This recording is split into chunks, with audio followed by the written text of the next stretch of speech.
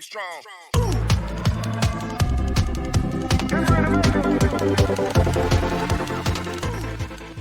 While pondering, he heard Theo's voice next to him. "Ah, here's Mr. Kim Dong-shik. I was just about to." Before the word find could leave his mouth, he hurriedly hugged the cat and ran off. Who doesn't know might think the captain of this hunting team is a dog thief. Without explaining a word, he carried the cat through a sparse forest, glanced back to make sure no one was nearby to hear their conversation. Theo was clueless. He startled him, hurriedly asking what's wrong. He gently put the cat down, then asked Theo why the grower's identity suddenly appeared. Before, the grower's name was hidden, so why is it suddenly clear now, both the first and last names? Theo didn't understand why Dong-shik seemed worried, but he still explained, because I've become a wandering thungmyo of moderate rank. Previously, to protect wandering merchants, the grower or producer's name would be hidden. But what's going on? He skipped the beginning and middle parts, and went straight to the last part about Park Sejun's family being in danger, startling Theo. I don't know the situation inside the tower, but right now, everyone is in chaos because of the cherry tomatoes outside the tower. Everything has been stable so far because the grower's name was hidden. But now that your name, Park Sejun, has been revealed, many people are willing to do bad things to control the monopoly of cherry tomatoes. They will target Sejun's family. Theo worriedly approached and asked if it was because of him? Because he became a moderate-ranking wandering thungmyo? What should we do? It's a big trouble. I'll be scolded by the president. Seeing it all tangled up like this, Dong-shik quickly reassured him. Don't worry. I, Kim Dong-shik, will protect Park Sejun's family, even if it means putting the honor of the Phunhuang Guild at stake. Theo listened and then thanked him softly. After a while, Dong-shik said, "Then we must quickly return to the lower floors of the tower." The cat just remembered why it came to find Dong-shik in the first place. It rummaged through its pouch, saying there was something it needed before he left.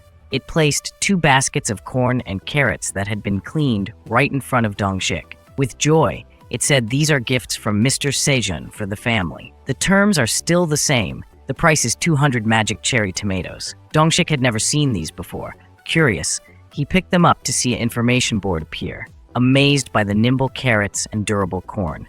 Amazing good job. If the world knew about this, then what?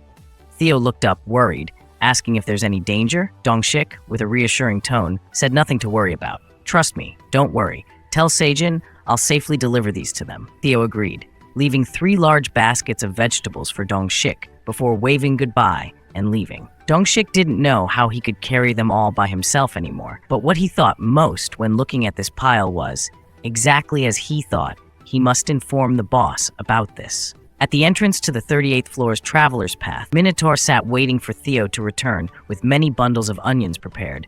Beside were 3 tightly bound angry wolves, ignoring the hurried crowd passing by. Elke and Elko were bound, looking like they had accepted their capture. Only tribe leader Elka refused to comply, now with his mouth open cursing, "You miserable little cows. Your pride is destroyed by such simple thoughts." Seeing the 2 still chewing, Elka continued to curse. "How could you work for such a lowly wandering thungmyo? Are you also naive? If ordered to wait, then wait. If ordered to leave, then leave. Right? Are the legends about the monster on the 99th floor all nonsense? Ox 4 is immune to such provocations, but still finds it unpleasant. Turning to Ox 3, asking if they should hit him again, he tightly holds a green onion to prevent it.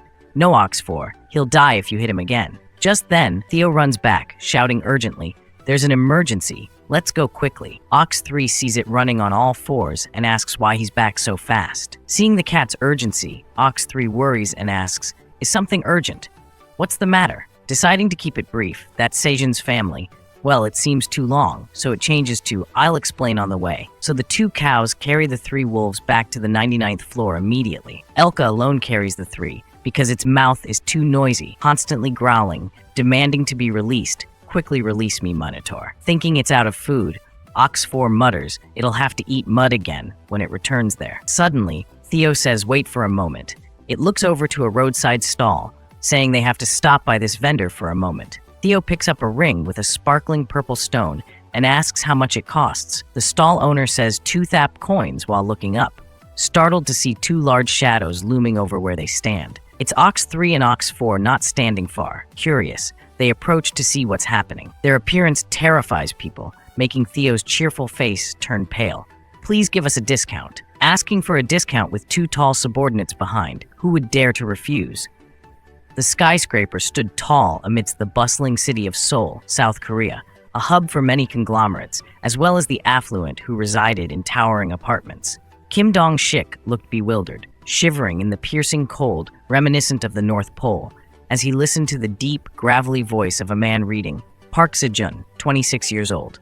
Disappearing abruptly amidst the rushing crowd, he was speculated to have ascended to the 40th floor in a remarkably short time. Clad in layers so thick that nothing could be seen but his face, Kim Dong-shik still trembled uncontrollably as he heard the other person continue reading, his current whereabouts unknown. Recently, rumors surfaced that he was the cultivator of magic tomato distributed by a syndicate.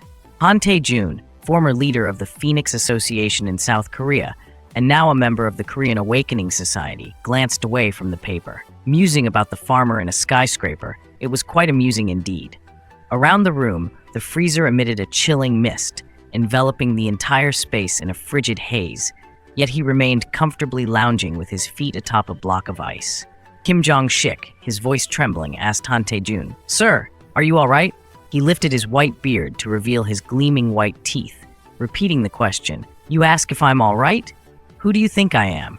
Tae-jun stood up abruptly, stomping his foot on the table, shattering both the pot and the ice with a loud bang. His hair, beard, and mustache stood on end, changing color like a blazing fire, accompanying his tone as if preparing for battle with his adversary. As his students gaped in astonishment, Tae-jun's head was engulfed in flames, only his senses and mouth visible amid the roaring. Just the thought of him concealing such a genius until now, and now breaking through to the 40th floor, was enough to drive me insane.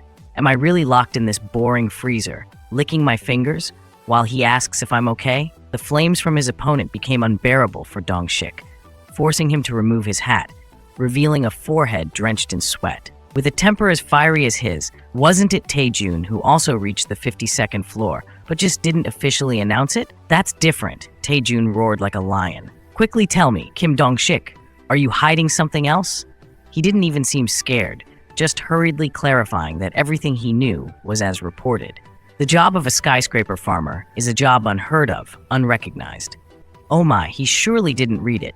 The paper turned to ashes before Tae-jun returned to his original white-haired form, sitting down as if he hadn't just turned into a fire god or smashed things around the house, pretending to cough as if it wasn't funny at all. Kim Dong-shik was too accustomed to this old man's behavior to bother arguing, merely casting a glance at the large scar on Tae-jun's arm emitting smoke and asking, the curse of the flames spreading further. Tae-jun acted as if he just realized, raising his own hand for inspection before adopting a somewhat annoying tone, looking rather dreadful. If it weren't for this matter, I would have dashed into the tower immediately.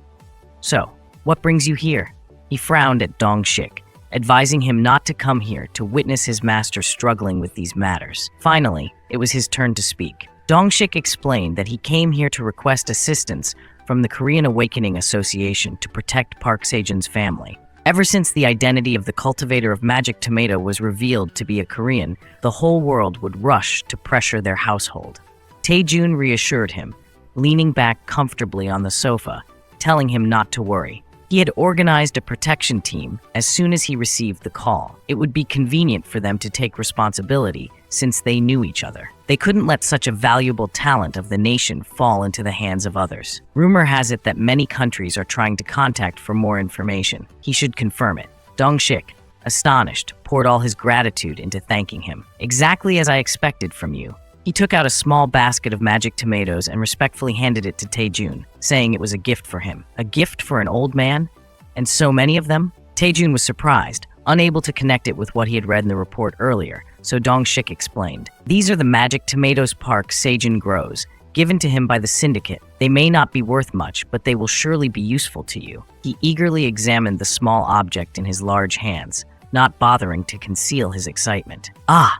These are the magic tomatoes indeed. It's a waste to give a gift without eating it right away, Tae-jun said unceremoniously, popping one into his mouth, happily complimenting its taste.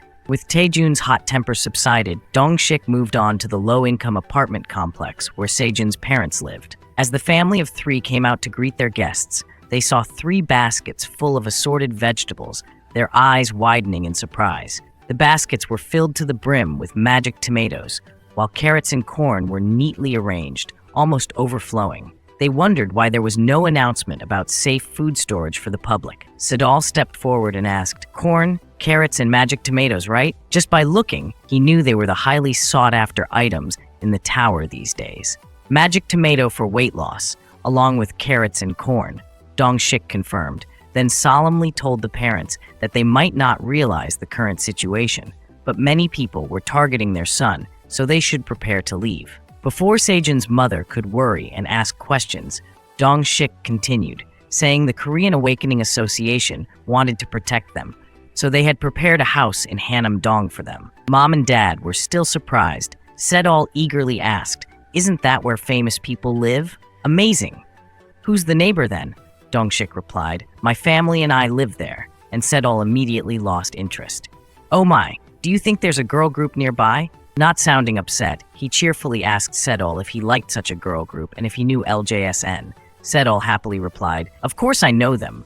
Who in Korea doesn't know about that group?" Seeing Dong-shik's confident smile, Sedal felt a sense of anticipation, as if he was about to be shown a surprise related to the idol girl group. "My daughter Sarah is a member of LJSN. If you're a fan, we'd be happy to invite you over," said Dong-shik. In the photo, Dong-shik was pictured with Sarah on their high school graduation day. Looking more humble now, Sedal still easily recognized her and exclaimed, "Oh my, the leader and main vocalist of LJSN, Sarah, right?" Sedal was so excited that he was almost out of breath. "She's a genius among songwriters, lyricists, and performers in the group," Dong-shik confirmed. "Even her looks are genius level. Isn't that Sarah?" On the album cover, she mentioned her father was a hunter. Who knew it was Captain Kim Dong-shik? Sedal suddenly bowed forward, continuously bowing like he was worshipping a deity. In the astonished eyes of his parents, he shouted, "Oh, Dad, please take me there." Sedal rushed forward to shake Dong-shik's hand eagerly. "I love you, Dad. Thank you so much. Why is he acting like this?" His father turned to ask his wife, who just smiled kindly and replied, "He's worried about Sejun. That kid's so filial," she added. "Said he's making money in the tower, but who knew he's actually a farmer? Our son is working hard, so who's taking care of that little one?" As she said this, Eileen's face appeared, and they understood. The dragon was focused on reading a cooking recipe while the pot boiled vigorously. "I'll add some magic mushrooms for a hungry demon that's been starving for 1,000 years, she murmured. "Now just need to season it a bit more." The dragon's large hand sprinkled spices, and suddenly, the contents of the pot glowed brightly like a lamp. Aileen turned away to avoid the glare, but she wasn't surprised to see her dish shining brightly. Waiting for the light to dim, she eagerly turned back to see how her dish looked now. There was still some light with floating colored particles above, but the dragon knew it was done. After all the effort, she finally saw the results. Under the sunlight, Sejun's legendary onion crop stood tall.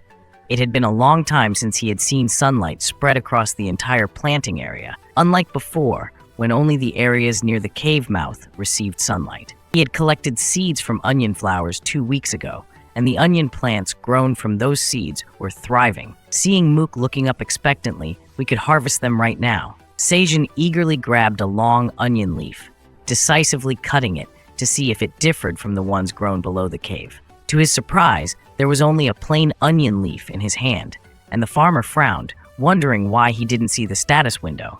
Could it be because this isn't considered a fruit? When Mook pointed at the onion root and said, "Pika Paki," Sejun began to suspect something. Following the rabbit's lead, the young man lifted the entire onion plant high, revealing its roots, so it could be considered a complete harvest. At this moment, a new status window popped up, indicating that he had harvested a detoxifying onion plant. Successive notifications appeared, informing him that thanks to the level 4 harvesting effect, he had harvested a crop 1 level higher.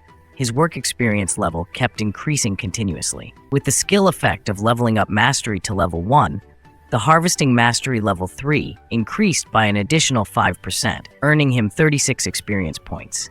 This was a new item, so it had its own information window. This is the detoxifying onion leaf grown inside the tower, very nutritious and tasty. The detox function of the liver will activate within 24 hours after consumption. The grower is Park Sejun. Usage time is 135 days, grade C+. He cheered excitedly, just as he expected. This is an item, so the status window will definitely appear when planting fruits or seeds. I should have harvested seeds and planted them long ago.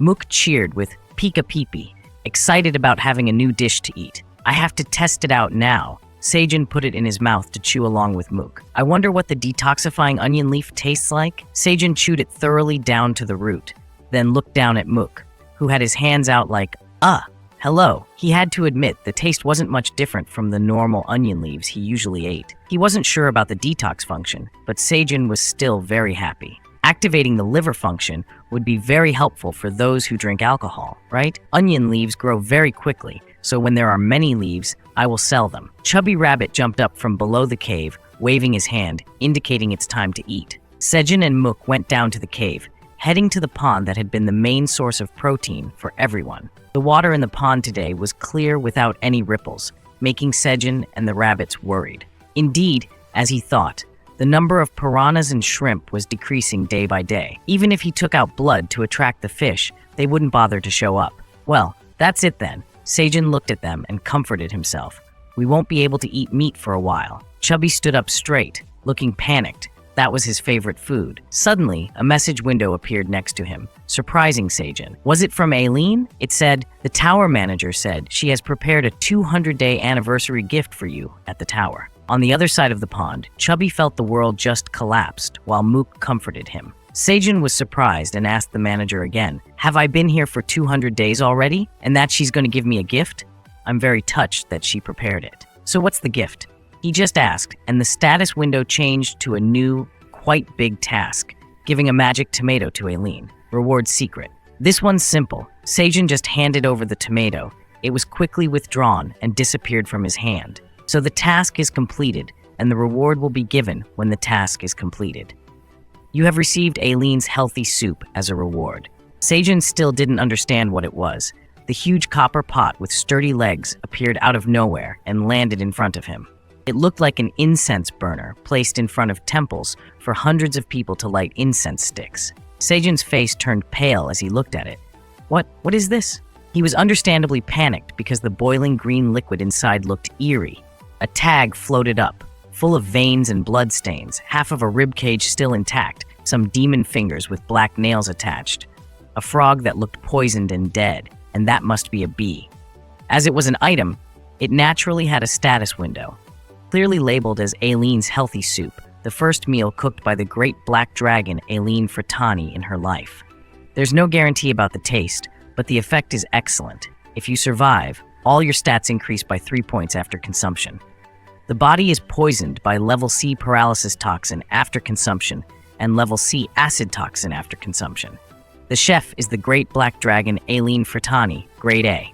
Sejun was as bewildered as the rabbits. They recoiled from the smell emanating from that pot, horror written all over their faces.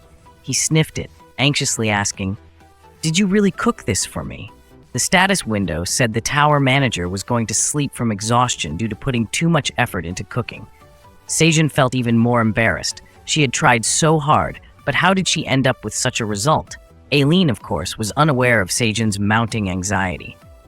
She was lying on her bed, laughing foolishly, gazing at Sejun's face through the crystal ball, muttering to herself, "I put a lot of effort into it, so you must finish it all."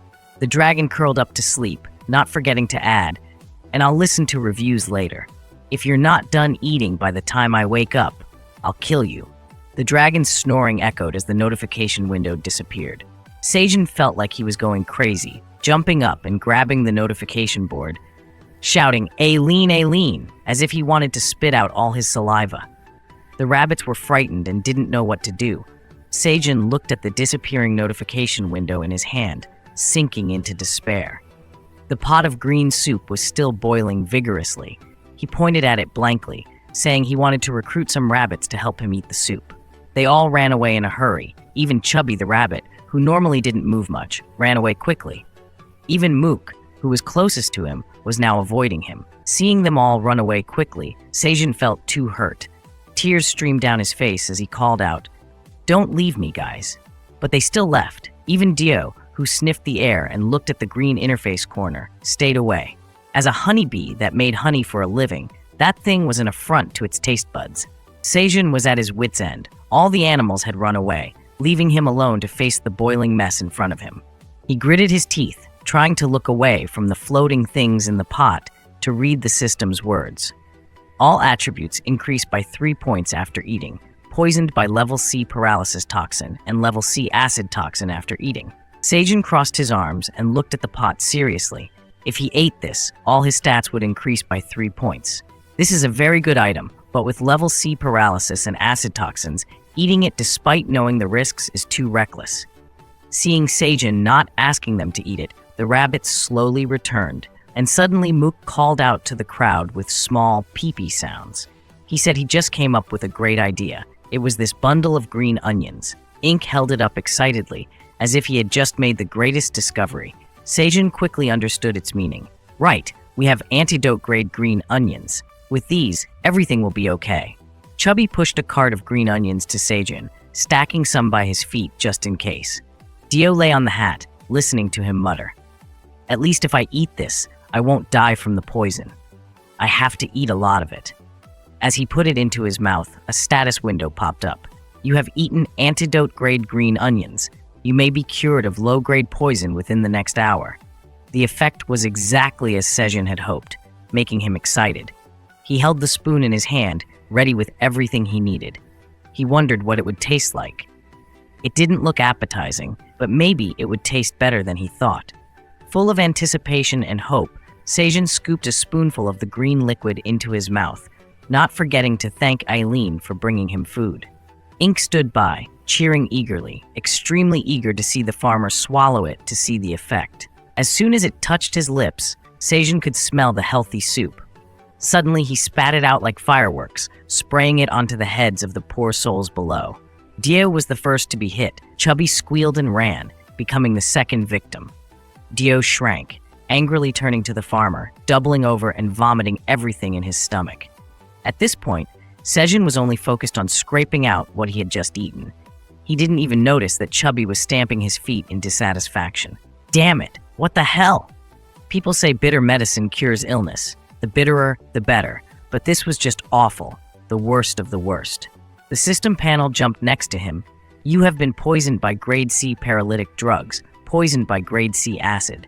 Sejun clenched his fists, cursing. Aileen, you damn winged pig.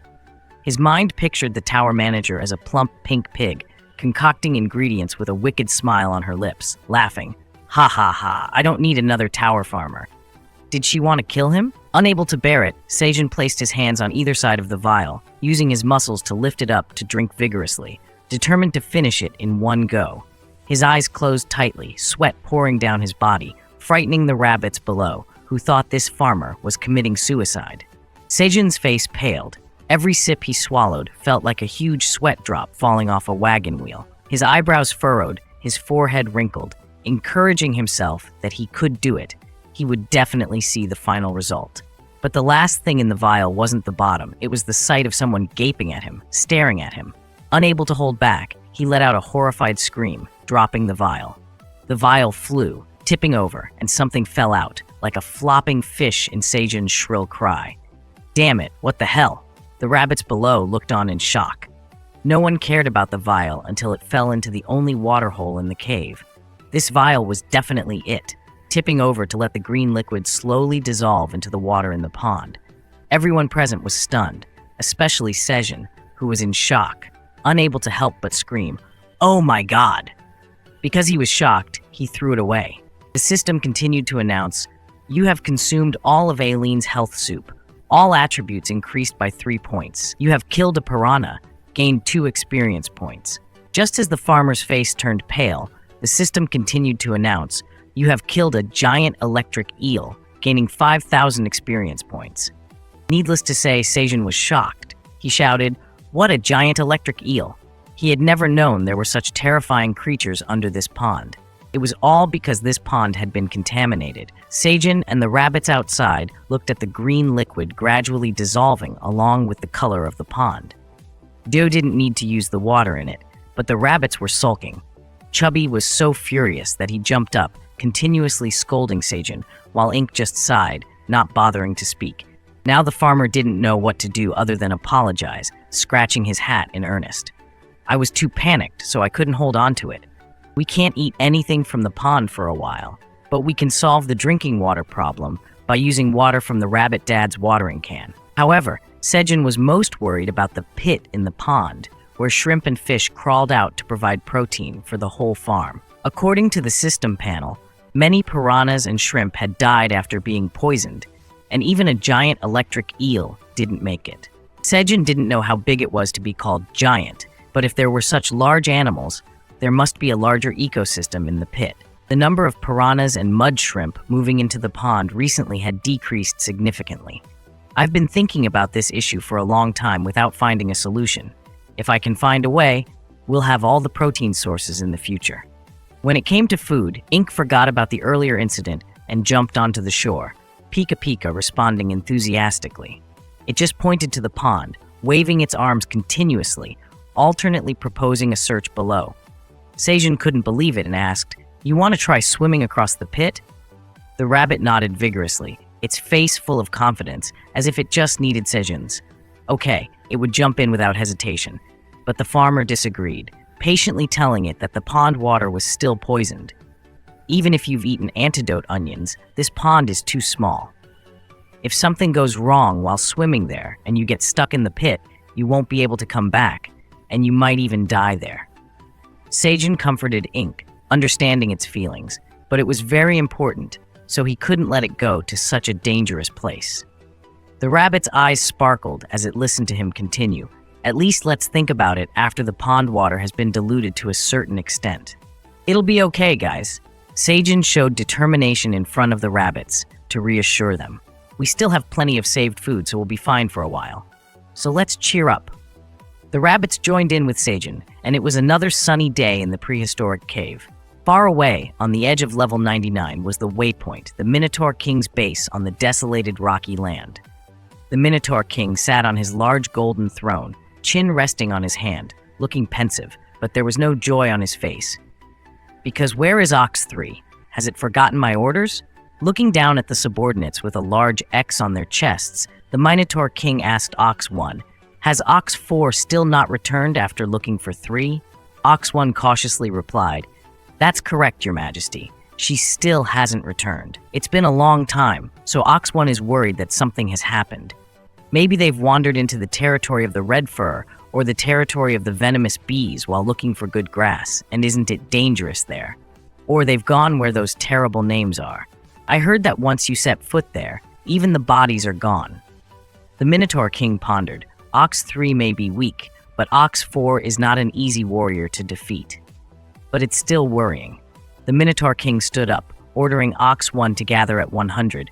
"You'll stay at the waypoint and temporarily take charge of my position. It seems that I have to personally go there to find those two." The Minotaur King gritted his teeth because he was thinking that surely the upcoming journey won't be easy. Meanwhile, in Sejun's vast field, he had just harvested all the green onions of this season, stacking them up so high that it was almost looking dark in front of the farmer. It took the whole day for everyone, and Sejun now breathed a sigh of relief looking at this pile.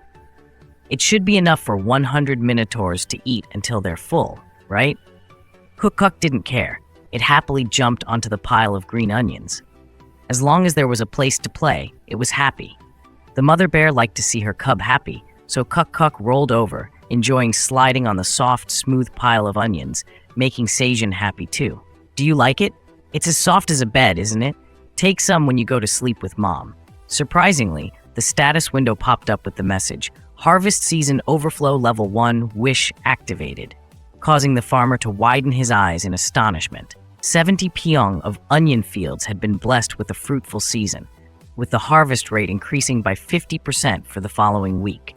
Sejun and his animal companions gazed at each onion sprout, shining with a gentle light as if illuminated by joyful lanterns.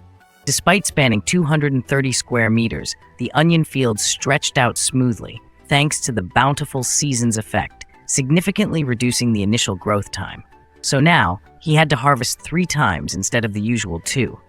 Suddenly, he remembered how his farmer attribute had greatly increased due to Aileen's soup, making everything much easier. Turning to his rabbit tongue, Sejun asked for assistance. "Can you help me with this?" "Of course," came the confident reply. Rabbit Tongue's skills were top-notch these days, fully prepared to assist. Just then, a message from the tower manager popped up, asking if he had finished the soup. Sejun cheered. "Aileen, here it is," eagerly showing her an empty bowl. "All gone. And I even leveled up. Thanks a bunch." But Aileen had more questions. Another message appeared, asking about the taste of the soup. Sejun hesitated, unsure of how to respond. He laughed nervously, making Aileen feel uneasy. Then a third message popped up, expressing disappointment, wondering if the taste was awful. Struggling to keep up the charade, Sejun blurted out, It's delicious." The truth was, he had devoured the entire pot himself. Sejun tried to smooth things over, debating whether to exaggerate how tasty the soup was. His forced laughter quickly turned to panic as a new message appeared. The tower manager was holding her pot, offering to make another if he liked it that much. Sejun rushed to the announcement board, shouting, "No, Aileen, no." Seeing the message, tower manager is asking what's wrong, Sejun regained his composure and tried to find a suitable response. Didn't you say you were exhausted after putting so much effort into making the soup? You didn't have to go that far for me. I enjoy our conversations like this, so you don't have to exhaust yourself for me. I can cook, and I prefer seeing you enjoy the food," he finally managed to say. The window showed a series of ellipses, indicating uncertainty. Sejun breathed a sigh of relief, hoping his message got through. Inside, he silently pleaded, "Please, just let it be." Behind him, the little ones were transporting onions, while the system board remained idle because its owner, Aileen, was currently overcome with sweetness, getting her face buried in her hands. "Is he really thinking about me that much?" She giggled, feeling embarrassed. "This Park Sejun, he's just too proud of being this tower farmer." She was so happy that she punched a pillar with a stone, her heart pounding as if someone had just confessed their love to her. On Sejun's side, he saw an okay from the tower manager and felt even more grateful, thanking Aileen profusely. As the window opened with a musical tone, asking what was for dinner tonight, Sejun turned to the side and let out a sigh of relief. He had narrowly escaped disaster, but before a few seconds had passed, the ground beneath their feet shook as if an earthquake had struck. The tremors were so severe that the rabbits and Cook, who had been walking normally, fell to the ground. Sejun looked around in panic. What's happening? Mother Red Bear immediately went on high alert, pulling her cub closer and growling as the massive feet slammed down onto the onion fields. The onion sprouts were crushed, unable to withstand the weight of the Minotaur King. He had arrived, wielding a giant axe, large enough to wipe out Sejun's entire farm. However, at this moment, Sejun didn't know this was the Minotaur King. He only stared in disbelief at the giant figure and wondered, "Another Minotaur?" Without further ado, the Minotaur King opened his mouth and let out a deafening roar, sending gusts of wind blowing dozens of meters away, knocking down trees beneath his feet as if they were mere twigs. The terrifying roar of the Minotaur King made Sejun and the rabbit gang cover their ears, while also bracing themselves against the ground to avoid being blown away. They huddled together, except for Cook's mother, who remained unaffected. She raised her cautious gaze towards the noisy figure, now wielding a double-bladed axe, stomping heavily in their direction. Sejun felt a creeping fear, not knowing what to do, his limbs trembling. This was a different Minotaur, not like Ox 3 and Ox 4. The status window informed him, the tower manager, that he was facing the Minotaur King, the boss of level 99. The young ones were startled, couldn't believe it. Was this figure above Ox 3 and Ox 4? Thanks to the status window, Sejun learned that the tower manager had said the boss of level 99 was a waypoint guardian, the anchor point of the tower's teleportation, so he couldn't leave his base frequently. Reading this, Sejun felt a cold sweat running down his spine. If he was the guardian of the teleportation point, could he just kick him out? Was the Minotaur King the monster Cook's mother had instructed him to defeat? But more importantly, why would such a high-level monster appear here? Sejun asked the tower manager, only understanding a few ancient words, but the tower manager would converse with him, right? Aileen couldn't talk directly to any character in the tower, but with the vast collection of books found in her library, she knew there was a rule that the level 99 boss monster couldn't leave the teleportation area. The dragon flipped through the large book to find that rule. It must have been written in the guidebook left by her grandfather, right? There it was. Aileen found the page, resting her hand on the orb, hesitantly using the tower manager's power, summoning the level 99 boss monster, Minotaur King. The orb lit up as she spoke. Then the status window displayed just one line. The tower manager's power could not be executed. Needless to say, Aileen was horrified. What was this? Why didn't the status window respond to her request? Why? Wasn't the tower manager's power invincible? But it didn't answer Aileen. Instead, Sejun's side showed some despondent words from the dragon that the tower manager said he couldn't talk to the Minotaur King. Why? She didn't know. The ground beneath their feet trembled more violently as the Minotaur King approached. The rabbits huddled around Sejun. Ink wielded its hammer, ready for battle, while the farmer didn't know what to do. The tower manager said there was no way to stop the terrifying monster charging towards them. The Minotaur King charged furiously, his eyes gleaming, trampling all foliage beneath his feet. It would only be a matter of seconds before he reached them. The red bear stood up to face the approaching monster, causing everyone to panic and watch. Though not as massive, it was the only one capable of confronting the Minotaur King to protect everyone. Seeing the mother bear stepping towards the monster, Sejun panicked and called out, "No, he's not at the level that Kukuk's mother can handle." But with no other choice, the mother bear wouldn't allow anyone to encroach on her territory, let alone threaten the safety of her cub. So even though the farmer shouted warnings that it was the level 99 boss monster, the mother red bear kept plodding forward without looking back, her dark-hooved feet pounding heavily on the ground, not even sparing the leaves, trampling the tree roots into a mess. The Minotaur King took a big step forward, then leaped up with his double-bladed axe raised high, his massive body blocking out the sunlight, making it feel like he was about to pounce on the whole group. He roared loudly, so terrifyingly that it seemed to shake the very enzymes, the scars on his face looking ferocious and dreadful. No one thought they stood a chance, so they just hugged each other with closed eyes, screaming loudly, thinking it was the end, that their hard-working farmer lives were about to be cut short. Aileen grabbed the orb, rushing forward, shouting, "No! Park Sejun!" She felt truly scared and helpless seeing the danger looming over her farmer friend, without being able to do anything about it. The thunderous crash of the double-bladed axe hitting the ground sounded like an explosion, rocks and soil flying everywhere, but fortunately not hitting the farmers who were a bit farther away. Sejun widened his eyes in surprise, seeing that weapon not striking him, and the giant figure also moved past without harming them, making the whole group release each other and stand frozen in place. The Minotaur King bent down, burying his face into the pile of leaves that Sejun and his group had gathered for food.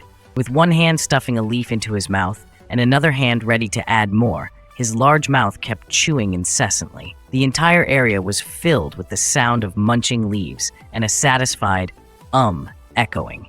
But unlike before, it was a sound of contentment, enjoying the tasty meal. The Minotaur King exuded bliss, drool dripping down his chin as he buried his face back into the pile of leaves.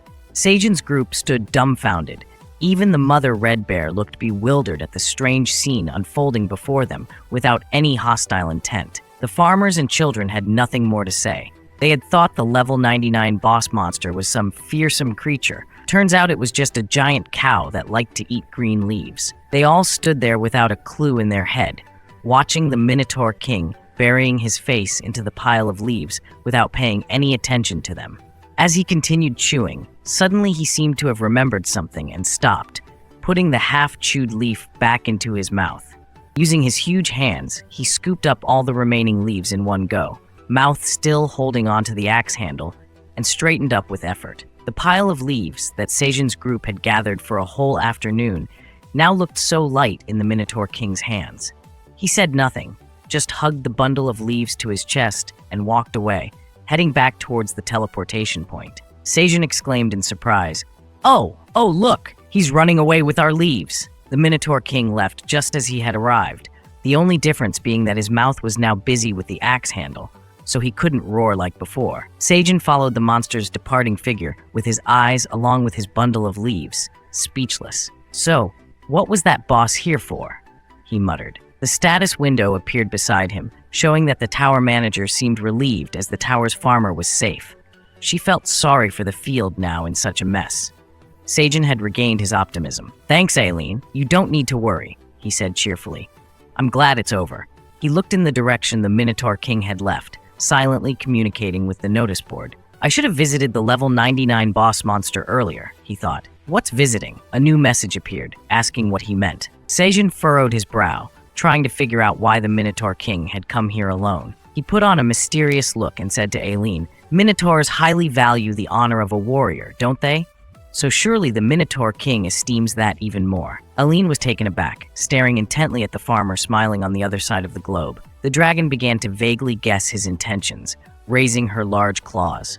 Frowning, she muttered, "Don't tell me I'm thinking right." Indeed, the farmer smiled innocently, thinking about how he destroyed his field, even devouring it greedily. How many times would he have to make him pay back? That evening, there were many roasted corns, tomatoes, and onions laid out on the table. However, compared to what they had eaten recently, tonight's dinner seemed a bit plain. Sejun gathered his entire rabbit family and declared, "Let's eat now so we can fix the field that was destroyed by the Minotaur King yesterday."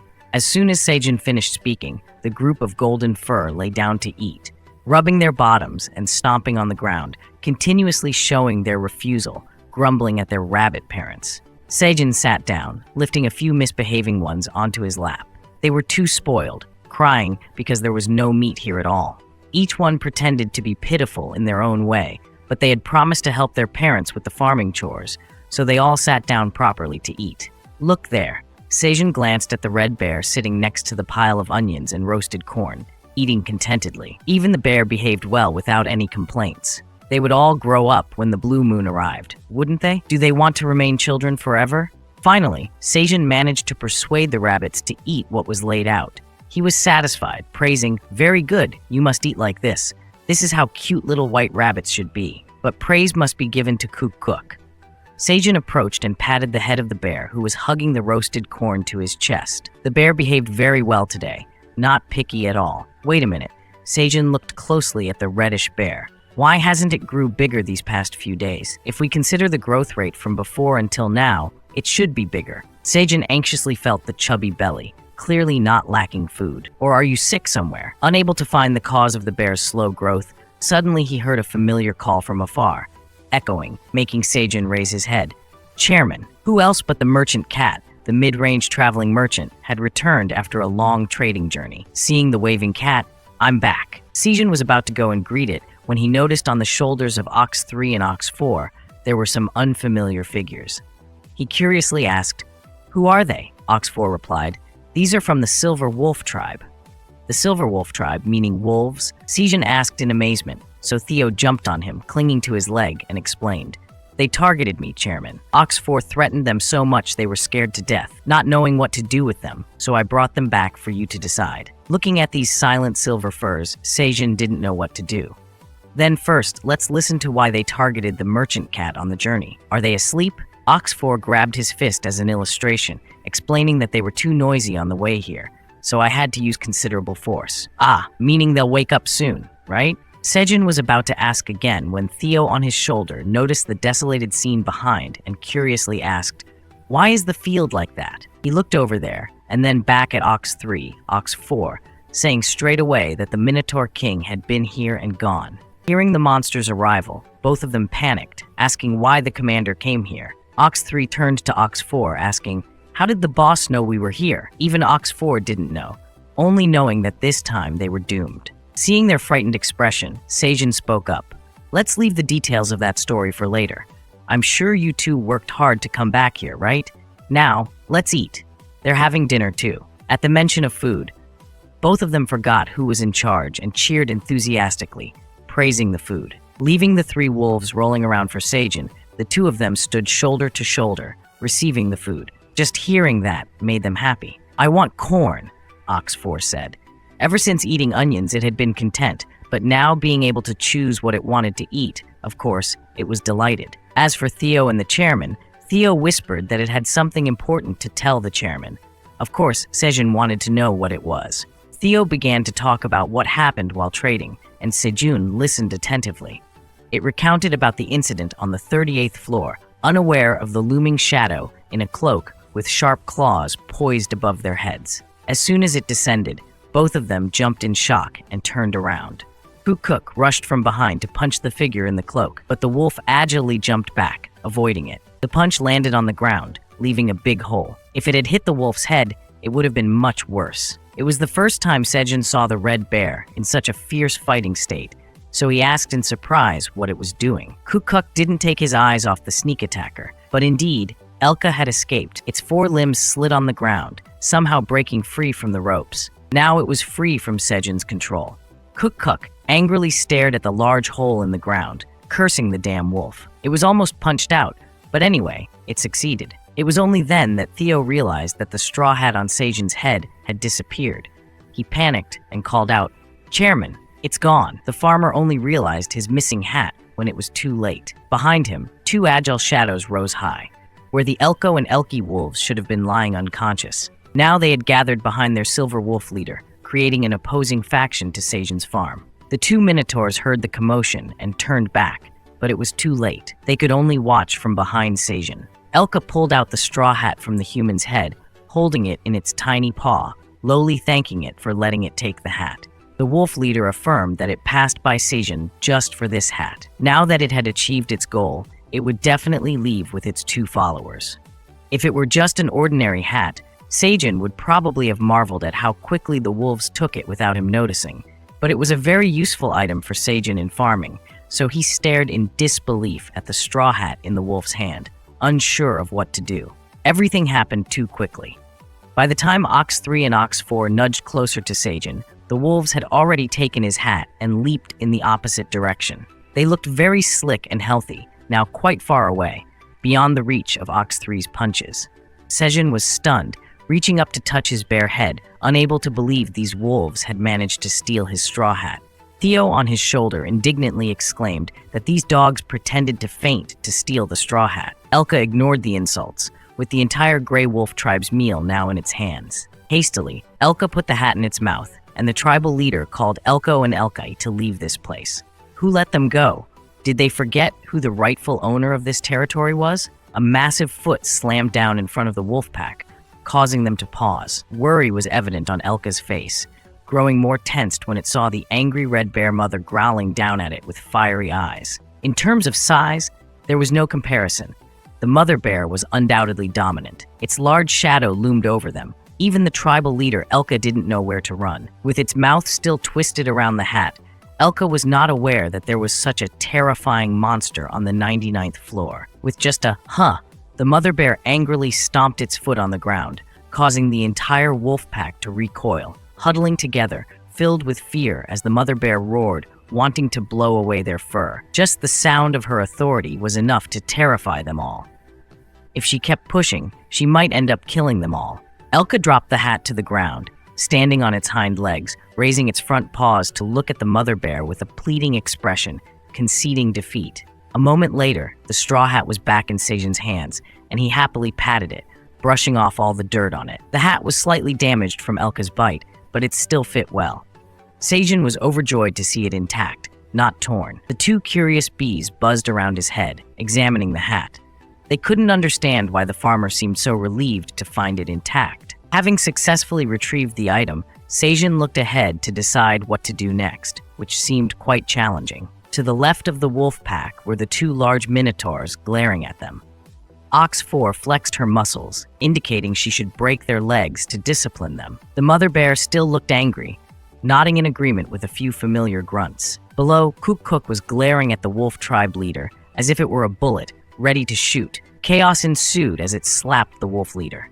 Elko and Elky, of course, dared not speak, bowing their heads to avoid looking at anyone in the group. Now, what should be done with these angry monsters? At that moment, Theo acted as a good interpreter, touching Cook's leg, saying, "Chairman, the little bear suggests we eat these wolves." Seeing its determined face, it was clear it wasn't making up stories. Only Sejun was horrified by the idea of eating wolf meat. He gently approached and stroked the mother bear's head, explaining, "Cook, we can't do that. Would you eat a little honey instead of them? The two princes will bring you some." At the mention of honey, Cook's eyes lit up, drooling.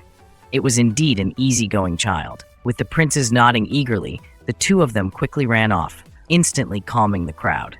Theo jumped onto the farmer, clinging to his pants as Sejun tried to relax everyone.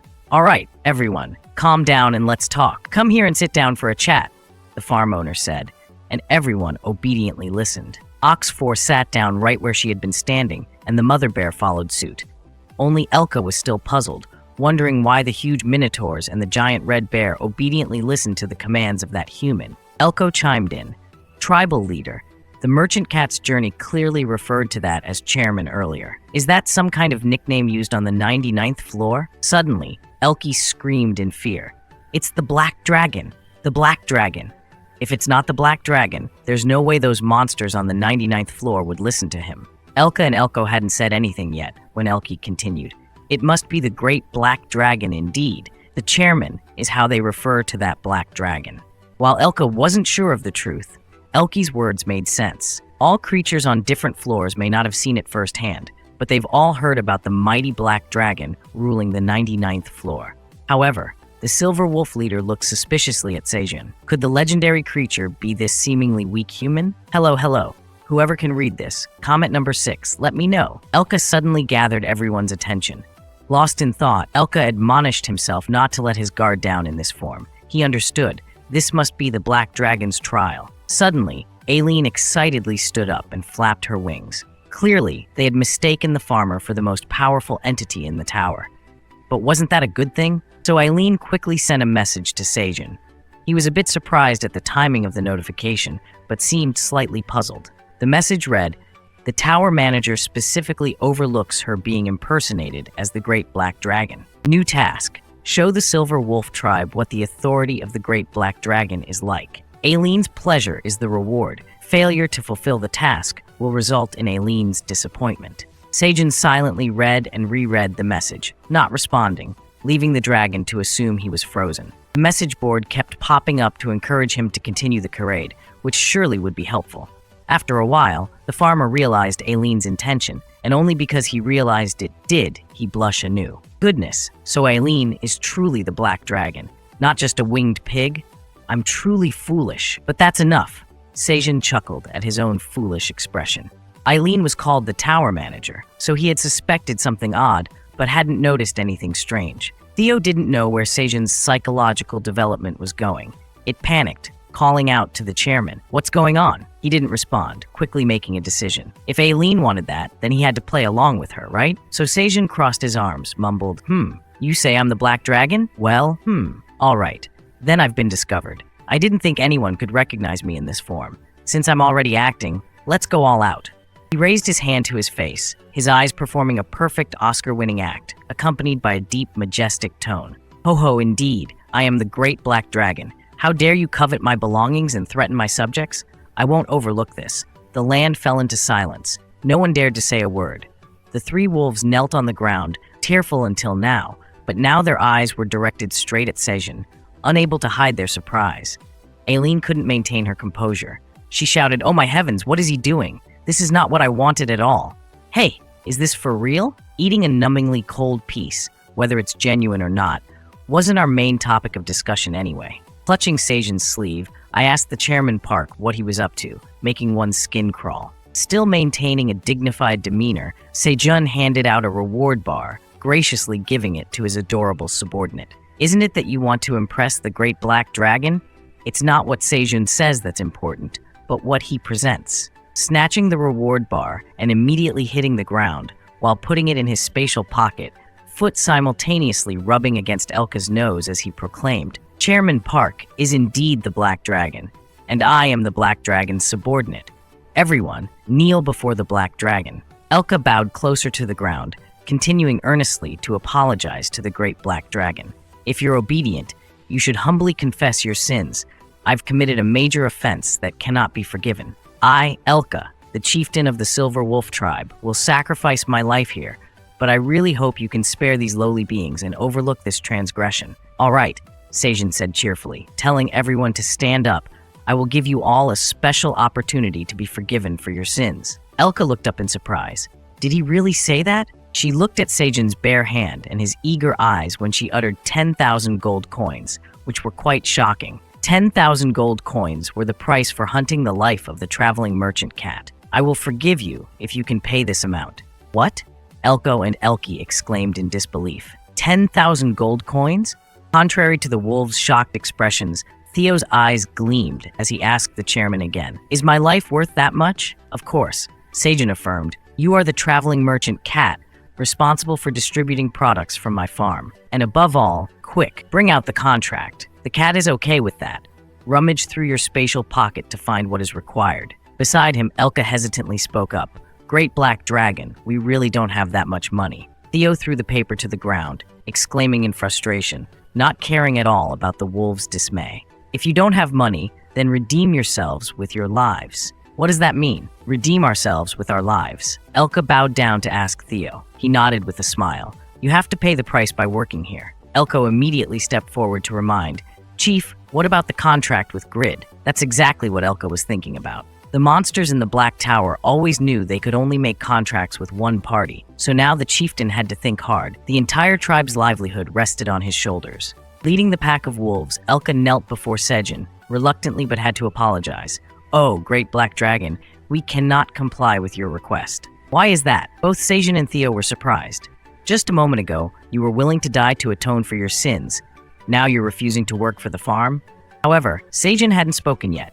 Aileen's message popped up with annoyance. The tower manager said she couldn't forgive those who dare to refuse the Black Dragon's offer. So to reconcile both sides, Sejun gently knelt down next to Chieftain Elka, asking if he must have a reason. "Can you tell me?" Elka confessed sincerely. "On the 85th floor, where my tribe resides, we are currently suffering from a severe shortage of food due to prolonged drought. So those of us with strength became freelance mercenaries hired by Grid to work, and occasionally he provides food for the 85th floor." She raised a claw to Sejun's head, softly saying that the task Grid gave us this time was to find and steal that straw hat. Now that we know it turns out to be an item of the Great Black Dragon, so the plan has surely failed. Therefore, the food being provided to the 85th floor will definitely be stopped. And while we're working for the Great Black Dragon, the young wolves in our tribe will starve to death. So please have mercy on us, so we can repay with our lives, O Great Black Dragon. Ah, Sejun finally understood.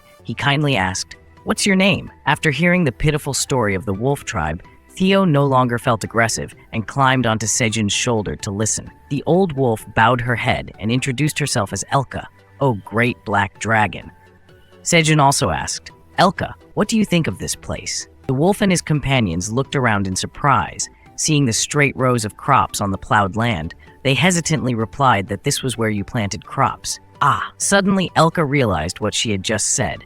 If this place was a farm, then didn't the Great Black Dragon need them to work on the farm? Sejun immediately reached out to Elka, telling her to stand up. "I have added a condition to this contract. The condition for your entire tribe to pay 10,000 gold coins. In return, during the time you work here, I will provide food for the entire Silver Wolf tribe to eat." Sejun eagerly announced to Elka, seeing her silent for a while. He asked, "What do you think?" with a smile on her shoulder as if urging, "What else is there to hesitate about?" Of course, Elkie and Elko hugged each other joyfully and exclaimed, "Leader, now we don't have to listen to that damn pig's orders anymore. We're alive." Before Elka could respond, she heard them rejoicing like that, so she quickly called them back to courtesy, thanking the Great Black Dragon. "Thank you very much. We will do our best." Speaking of which, the chieftain couldn't hide his tears of emotion.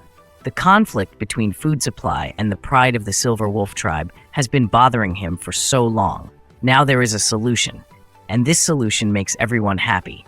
Even Ox 3 and Ox 4 seemed happy too. No one was aggressive anymore.